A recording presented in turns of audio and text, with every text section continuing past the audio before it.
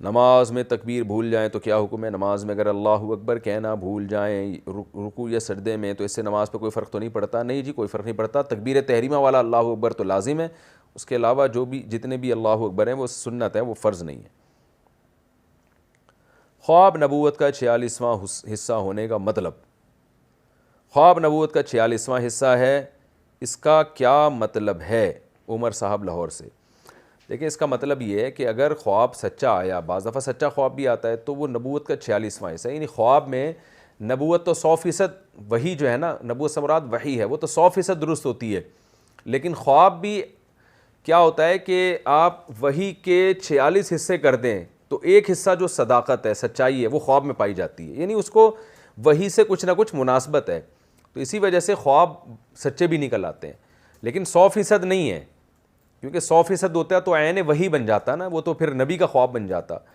تو یعنی ایک ہمیں نا مثال سے سمجھایا گیا ہے کہ جیسے ہم یہ کہیں کہ ایک آدمی کی نے کوئی خبر دی ہے آپ کو، تو آپ اس کی خبر کو کہ آپ اس کے 46 حصے کریں گے، تو یعنی اس میں ایک 46واں حصہ جو ہے، جیسے 40واں حصہ 2.5% ہوتا ہے، تو 46واں 2.5 سے کچھ زیادہ ہے، تو گویا 2.5% سے کچھ زیادہ اس میں صداقت کا امکان ہے، سچا ہونے کا امکان ہے.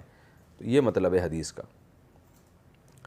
کیا صبح دیکھے جانے والے خواب سچے ہوتے ہیں؟ کہا جاتا ہے کہ صبح کے وقت دیکھے گئے خواب سچے ہوتے ہیں، اس کی کیا حقیقت ہے؟ عمر صاحب لاہور سے.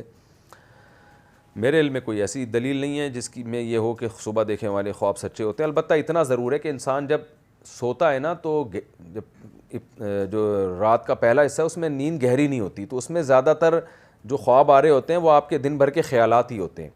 تو رات کے آخری حصے میں جو نیند ہوتی ہے وہ گہری ہوتی ہے، تو اس میں امکان اس لحاظ سے اس کا زیادہ ہوتا ہے کہ اس وقت جو خواب آئے گا تو اس میں سچائی کا امکان جو پہلے حصے میں خواب آیا اس کی نسبت بڑھ سکتا ہے. تو یہ تو ہے، لیکن یہ بات قرآن و سنت کی نہیں ہے، یہ بات ویسے ہی ایک تجربے کی بات آپ کہہ سکتے ہیں کہ چونکہ آدمی جب سوتا ہے تو اس وقت گہری نیند نہیں ہوتی اور اس میں اپنے خیالات کا دخل زیادہ ہوتا ہے. اس میں یعنی وہی جس کی نسبت اللہ کی طرف سے، خواب جس کی نسبت اللہ کی طرف سے، اس کا امکان نسبتاً کم ہوتا ہے.